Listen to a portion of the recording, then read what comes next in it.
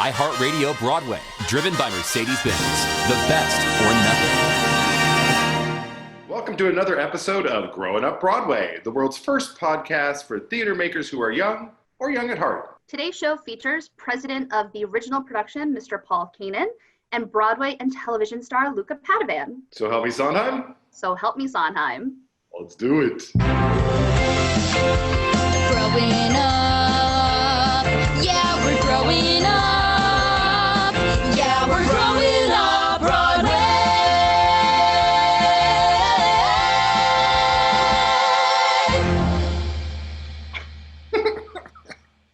It's funny. I wonder what Luca thinks, like, listen to himself. I guess we'll find out later. We'll find out. Welcome to Growin Up Broadway. I'm your co-host, Timothy Allen McDonald. I'm your other co-host, SJ Arnegger. So, SJ, how you holding up? I will say this week has been better.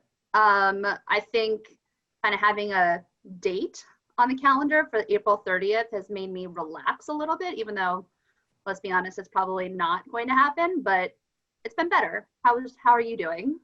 I agree. Like, having that date of like, okay, we're in for another month. Cool, cool. So I feel like for iTheatrics, we can make some more long-term plans instead of just living Friday to Friday. Right. Also, yesterday was my husband's birthday. It was Steven's birthday yesterday. How was it? What did you guys do to celebrate? It was good. It was good. We did a Teachable Tuesday Zoom workshop yesterday, so that took up a big part of the day as we were trying to figure out. That was the first time we did that. But I made his favorite meal, and which took like 2.5 hours. I think he was asleep by the time I was like, it is all ready for you to eat. So romantic. And then his big gift this year was the second most coveted Corona gift, which was a beautiful bag full of household cleaning supplies. Even more romantic. I mean, some of them even had bleach. But here's my question. Where did you find them? Like black market deals? Because you can't find that stuff here in the city. Well, up here in Washington Heights, we watch each other. Okay, totally fair. Before we talk about, I want to hear about the first Teachable Tuesday. It was also iTheatrics Director of Education Marty Johnson's birthday yesterday.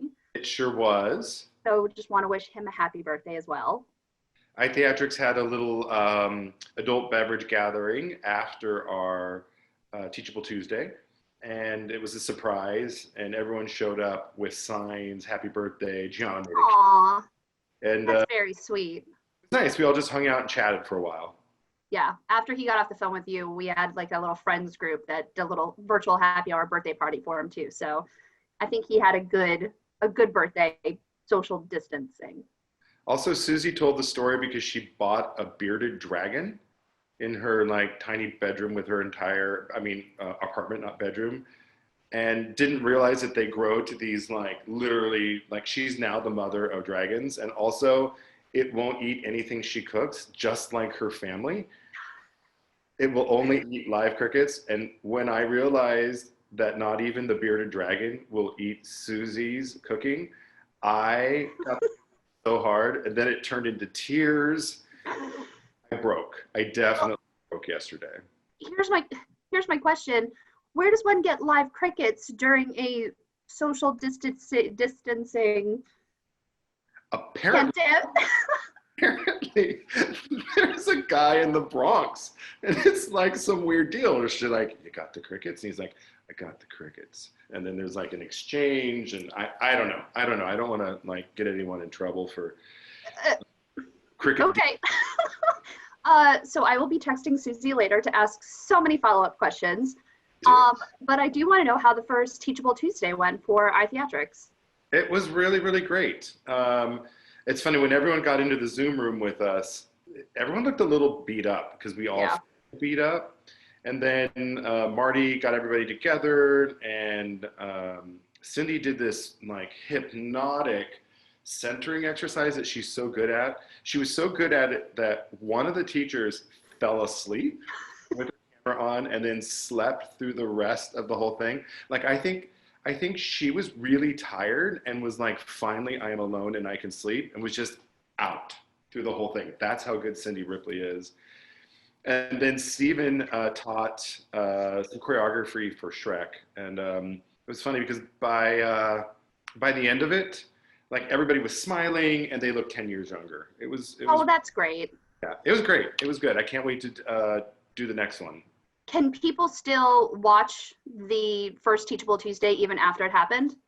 Yeah, so we're posting them on our iTheatrics Facebook page and then on our YouTube channel, iTheatrics YouTube channel, so you could watch it from there.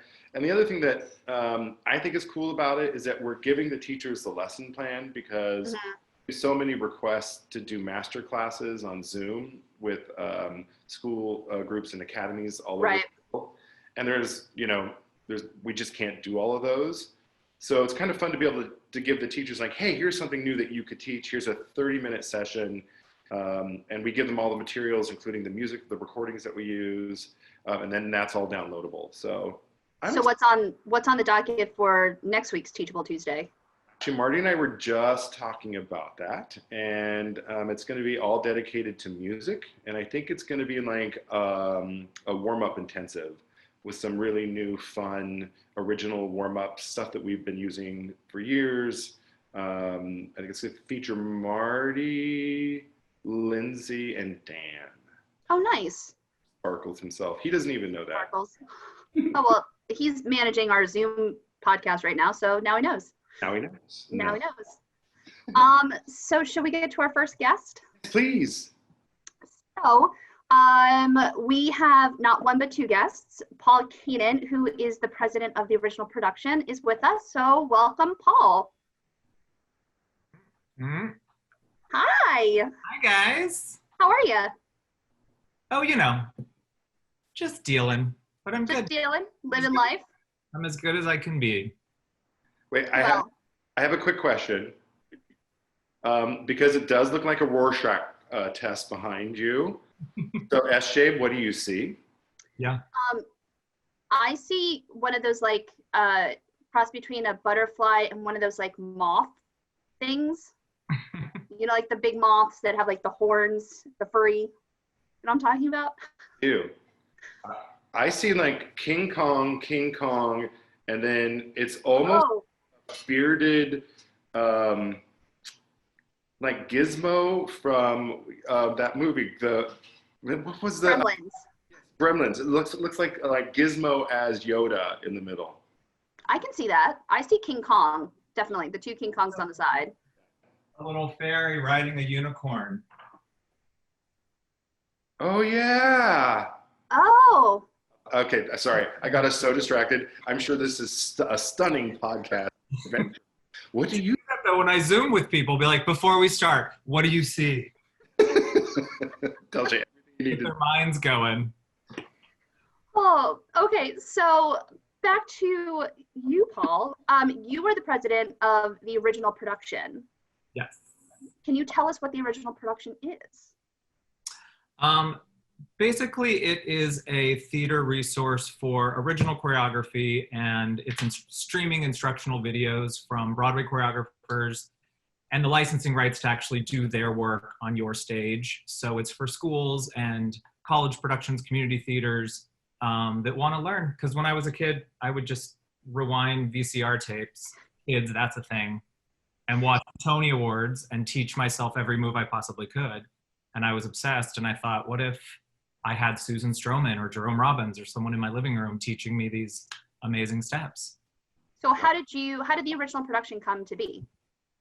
So Jerry Mitchell and I, who've been working together for a while, we just started seeing a lot of videos, people sending him videos of his work. And he was kind of like, well, in the day of YouTube, there's kind of some boundaries around intellectual property rights, and the work of someone else shouldn't really be done unless you have permission. And we said, how could we tackle this issue and give people, and not say, don't do, please do, and this is how you do, and this is the proper way to do it. And the choreographer can be compensated for their work, and the production can have a great resource of professional choreography. So that's basically what it is. It's so cool. So do you, in order to access it, do you go through the licensing houses? Yeah. Yeah, so it's really only available for if you have an existing license to one of our 15 shows that we have now, which is crazy because we started with Hairspray and Legally Blonde, and me and Jerry and all the originals just got into a studio and recorded and tried to figure out how to break down dance and follow along and do all the things that, especially when the shows get more intricate, it's considering the ability of casts and how can you modify and adjust for your cast. But we've learned a lot. And yeah, so it's available through MTI and TRW licensing houses for many of their shows. And you need a license, and then you come to our website, put in your license code, and you have access during the duration of your license, as long as it lasts. Like a year, you get it for a full year. So obviously right now, Tim and I, we've changed our podcast to this video Zoom podcast. What are you guys doing right now with COVID and how you guys are coping with schools not really being in session? Yeah, I mean, luckily it's streaming stuff that people learn at home by themselves. So we're trying to offer as much as we can. We have a thing called Top of the Class that's just kind of 9 numbers from our shows that people can learn, and it's all broken down and they can learn whatever they want. And we're also offering anyone who has an existing license, whether they purchased us or not, gets a free number from all of our shows. So Legally Blonde, Beauty and the Beast, Little Mermaid, from all these choreographers. So hopefully people can, and we've gotten a lot of videos of schools practicing in their backyards and just trying to keep up and stay in shape and have fun, because we're all trying to do our best to stay creative and stay motivated and stay in shape. So True. Yeah. So how can one find the original production? We have a website, theoriginalproduction.com. And we're also on, to see specific shows, you can go to either the MTI site or Theatrical Rights Worldwide, TRW site, and find us there as well. Awesome. But the easiest is probably our website, theoriginalproduction.com. It's a great website. I was just on it, checking it all out. Oh, good. Yeah. So how did you get your start in terms of, you were a Broadway performer and then you became a dance captain? Tell us like what a dance captain does. Give us a little history. Yeah. I mean, I kind of fell into Broadway. I randomly auditioned with Will Swenson in Salt Lake City, Utah when I was going to BYU, and we auditioned for Miss Saigon in downtown Salt Lake, and I was terrified. I didn't have a headshot or a resume. And they were like, do you tumble? Do you sing? I'm like, yeah, I'll do all this stuff.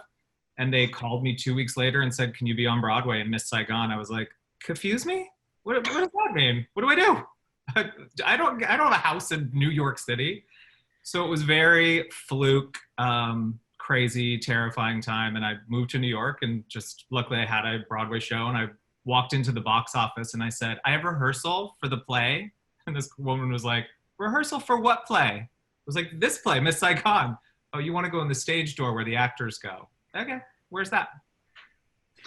So I went to the stage door, and so my start was very bumpy. Nowadays, I feel like a lot of young artists have so many resources of like how to act in an audition and great things like iTheatrics that teach them about showmanship and character and all storytelling and all these things that they can explore when they're younger. And I was just winging it. But I did Miss Saigon, and then I just started auditioning for shows, and I did like Radio City and a bunch of stuff. Then I met Jerry Mitchell through Lacage. We did the 2005 revival of Lacage, and we just became friends. Like he was the type of person that I would have been in junior high with, like running around, dancing and singing and making up stuff in the hallways and stuff. So we just had that kind of connection.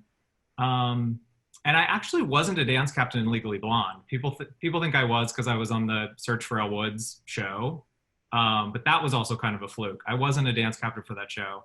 I was in Kinky Boots was actually I was a dance captain in Paper Mill for a while. And I was a dance captain in Kinky Boots.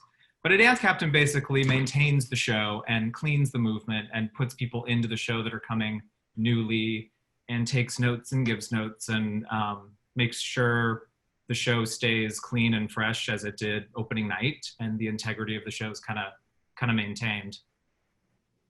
Which is fun about original production, because we're getting the story of a lot of the original associates and dance captains and choreographers can tell where the movement originally came from and why it's there and the intention behind the movement, which I think whether you use the steps or not, that education is valuable to know how the movement fits into the story of the show. For sure. We see a lot of student productions at the theater festival and when we're on the road or whatever. And it is interesting. Often one of the things that's lacking most in productions is choreography that tells a story. Mm-hmm. It can be like visual noise of like, I filled 42 counts, but it's not really telling the story. So having those resources, and also just the thought that like someone like Jerry has thought about every moment, every move, and it is hanging right on the bones of the story, I just think is a really cool lesson for everybody. Yeah, I mean, we had a Zoom yesterday actually with a school in Seattle whose production was postponed because of Corona. And me and Jerry got on and talked to their whole cast. And Jerry was talking about the research he did for Hairspray of the 1962, these kind of dances and the real characters that exist in the show and the stores that existed and stuff. And I just think that stuff is valuable for those young people to think like, oh, wow, this has a bigger thing than just the song You Can't Stop the Beat or something. There's bigger context to the whole thing. Right. Well, you guys have a new initiative coming up, right? Well, Paul and I, we're in talks to maybe do some pretty fun things to get people, moving and having a good time in their apartments or their homes or their backyard. So we may be announcing something in the next couple of days or maybe even next week on the podcast. Who knows? Fun. Yeah. Keep an eye out. Keep an eye out. But MTI may be involved too. So we're working some things out. And again, hopefully next week we'll announce something. Well, we're all looking for things to do that are creative. So anything that you can do to help, I know I will be right as close to the front of the line as I can get. Yes. Yeah. So I'm going to expect a video of you dancing in your apartment with Steven. Yes. Wow. I was a singer, not a dancer. Well, we'll see. I think I was qualified as a breather. Like there's dancer, mover, breather. I think I was more on the breather. Fair. Totally fair. Special skills, heavy breathing. Oh, you're familiar with my work. I saw your resume when you auditioned for Kinky. I wish. Oh boy. Paul, thank you so much for joining us today for our podcast. Thank you for having me. I love what do you say in the name of Sondheim? So help me, Sondheim. So help me, Sondheim. That's hilarious. Yeah. Or at the end, we sometimes say, may the Schwartz be with you. Yes. That's hilarious. I love it. We try. I love it.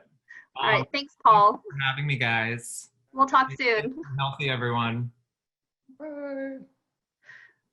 I love Paul. He's great. Such a nice guy. So nice.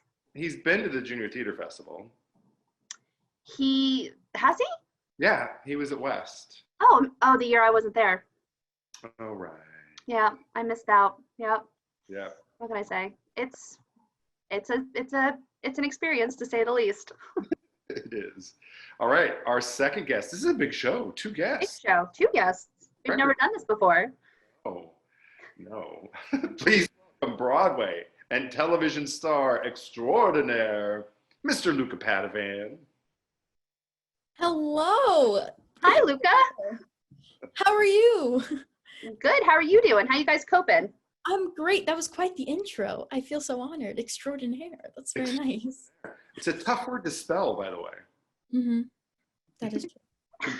I'm doing great. Yeah, I'm holding up. I'm staying sane. How's the whole, all the JTF folks are going to want to know, how's the Padovan family? Give us a rundown. How's everybody doing? We're all doing great. We're all stuck inside, spending some great quality time together. The only one that I feel like might not be the happiest about it is my dog Stella, because she's used to being home alone and just sleeping through the whole day. And now there's so much stuff happening around the house and she's just trying to sleep through the days and not be disturbed. So what do you do to get through the day? Do you have any coping tips for our viewers? Well, for me, I'm still doing school. I still have school. It's all online now. But I guess a coping tip that I would I would give is to have a consistent schedule. I feel like it's really easy to just stay in bed and watch TV all day. So getting up and brushing your hair and making a good breakfast and stuff like that, just to make it so, because this is only temporary. So to make it when everything does go back to normal, it's not like an impossible switch, that you still have some sense of normalcy happening at home. Yeah. So we're all binge watching everything. And, you know, certainly Crazy Ex-Girlfriend is up on that list. What was it like of filming that? That was crazy. I was a huge fan of the show before I was in it. I watched all of it in like 2 weeks or something like that. And then I auditioned and I got it, and it was crazy. It was like that typical story of like a small town boy goes to the big city, even though I'm from New York, which is not a small town, but it felt like that for me because it was my first time going to LA and filming and like working in LA. And it was really crazy. I was there with my dad, and it was wild. We did all like the typical tourist things. Like we went to the El Capitan Theater, the Chinese theater, like we went everywhere. We were total tourists. It was really fun. And I actually, that show's so fun because I get to sing on that show. And I did 2 numbers. One of them was like a hip hop number. And I wouldn't say I'm a dancer first. I'd say I'm more of a mover, you know? So, but it was really fun. I feel like it came out well. I got to do some hip hop, which is something I've never done before. And the choreographer Kat was incredible and made it happen. And then the other song I got to sing, I sang on the streets of Hollywood, and I was just singing, and a lot of the extras in that scene are just regular people that were walking around LA, and they're like, why is this boy singing? What is happening? And then they did it again where they wanted me to lip sync it, and they had a huge boom box and they were playing my voice, and it was so loud that I could hear my voice echoing, like bouncing off the buildings. Like the sound was bouncing off the buildings. It was wild. It was very loud. Yeah, it was crazy experience. So speaking of another crazy experience, you were recently on the series You, which, for full disclosure, is mature content for adults. Please don't watch it. What was that experience like for you? That was the first time I'd ever done anything film. That was the first time I was ever on a film set. And I'll always remember the first day. I was so nervous. I had no idea what was happening. I didn't know anybody on the set. And the first scene I did was a scene where I had to cry, and I was so nervous. And there was like a coffee truck there. There was so much stuff happening, and I was like, I felt like it was a dream. That whole show, it was really, really so much fun and such a crazy experience. You also filmed one of my favorite episodes of The Magicians, which aired recently. Yes, I did. That was one of my favorite episodes of all of the seasons. Thank you so much. You're welcome. It was a nice capture of past characters and everything. Yeah. So that's awesome. Yeah, I love that show. That's another show that I watched before I got it. And yeah, that was really fun. And I have a lot of food allergies, and I had to eat tacos in that show. So my dad got to make some really delicious tacos that I got to eat on set. And they just filmed it. So somewhere there's a bunch of footage of just me eating tacos out there in the universe. We will be searching for that footage and bringing it to you live at the next. No, we won't. Could you imagine? Just Luca and a taco. Oh my gosh, yeah. The amount of takes we did that it just me, and they wanted it to be like a really loud crunch. So yeah, you'll have a ton of footage to yeah. Something to fill my days. Luca, what do you get recognized for most?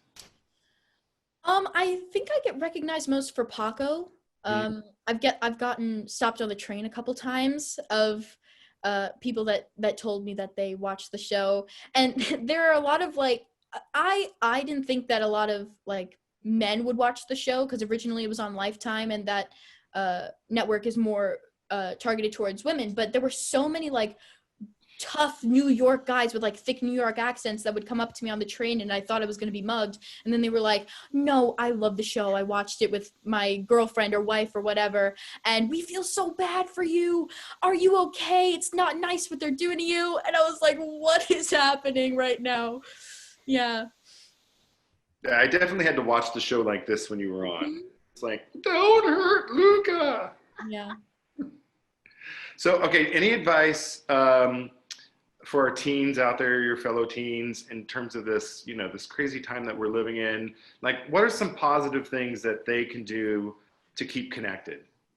Well, I would say keep doing what you love. I mean, obviously theater is a group thing. You have to do it with other people, but I would say just continue to do what makes you happy. If you want to sing in the house, continue to sing. That's what I do. I'm always singing in this house all the time. And you can always FaceTime your friends. We're so fortunate to live in a time where it's just one call away and you can see the person and talk to them and spend time with them. So just stay connected with the people that make you happy and keep doing what you want to do.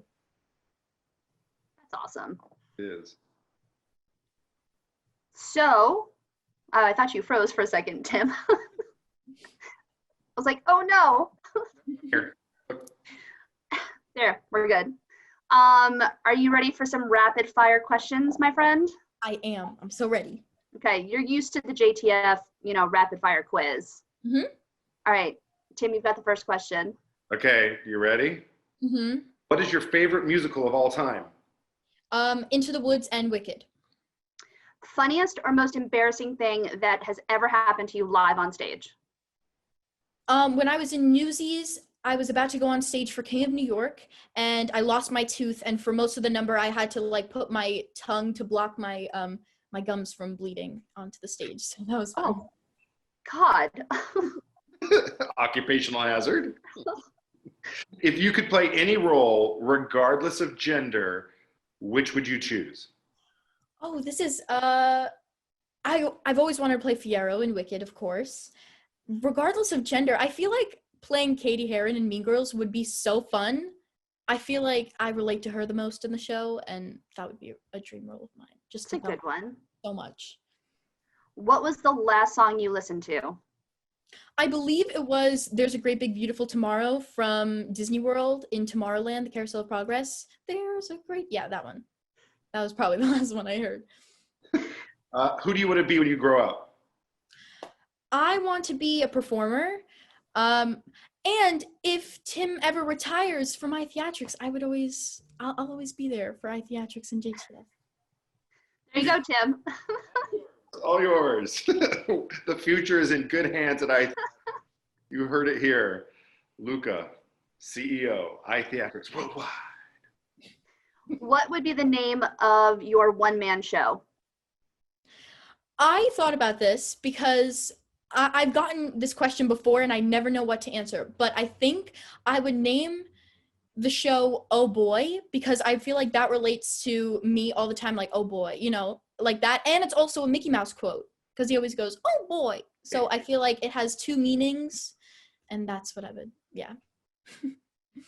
All right. Last question. Sondheim or Weber? This is very difficult because I was in School of Rock with Andrew Lloyd Webber and I love him. He's incredible. But I was a Sondheim fan first, so I'd have to say Sondheim. I know that's so bad, but I love Sondheim so much. You could just say a 50-50 split. Yeah, I'll go with that, 50-50. That one got me nervous. You have won a brand new Mercedes. Yes. You have to stop trying to make that thing happen, Tim. It's Matchbox cars. Yes. We will be sending you as soon as we can. Yes. Yeah, we will be sending you a beautiful Matchbox car, totally. Before we let you go, Luca, you do have an announcement you're about to make, right?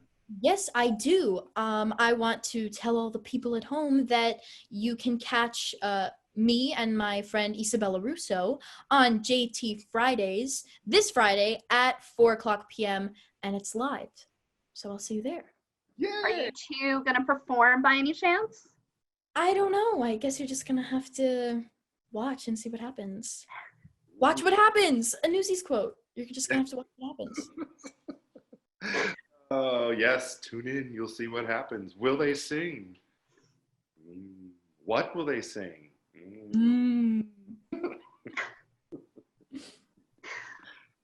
All right. Luca, thank you so much for joining us today. I know you're home doing schoolwork too, so thank you so much for coming and joining the Growin Up Broadway podcast. Of course, this was so much fun. Thank you guys. All right, and we'll see you on Friday. Yeah, give it up for Luca. So long, everyone. And now listen to Luca. No. That was fun. This has been a good episode. Yeah, it has. I think we both feel a little more relaxed. Yeah, I mean, once we kind of figured out what the setup is, going with the flow. Okay, well, I do have a surprise for you. Oh, God. Yeah. So who's the number one guest that we've wanted on here, but we couldn't get? We both have a massive talent crush on him. I may have said something accidentally inappropriate at a JTF to him. We're talking about Christian Borle. Yes. Dan, show us Christian Borle, please. Okay, April Fools. I literally almost just had a heart attack. Oh my God. I was like, what is happening? I hate you so much. I had to. Oh my God. Okay. Let's sum this up. Gotta go. Literally. Okay. Thanks to McDonald for that heart attack of the day. You're welcome. All right. So until next week. And also check out JTF Friday on Friday at 4:00. It's streamed where? It's streamed on our Facebook page, iTheatrics, and also on our iTheatrics YouTube pages, streamed live. Any other guests that are happening on Friday? We have a big show, so it's going to be fun. But so check it out. And also now that it's a thing, people are wanting to be a part of it. And so like the next 2 are already booked, and they are great. Awesome. That's awesome. All right. Well, that's our show. I hate you so much. I love you so much. Oh my God. I'm going to go take a nap now. Well, that's great. I'm your co-host, Timothy Allen McDonald. I'm SJ Arnegger. So go out there and make the world a better place, one musical at a time. So help me, Sondheim. Help me, Sondheim. Cue Luca and go. Growing up, growing up, growing up, Broadway, growing up, Broadway. iHeartRadio Broadway, driven by Mercedes-Benz. The best or nothing.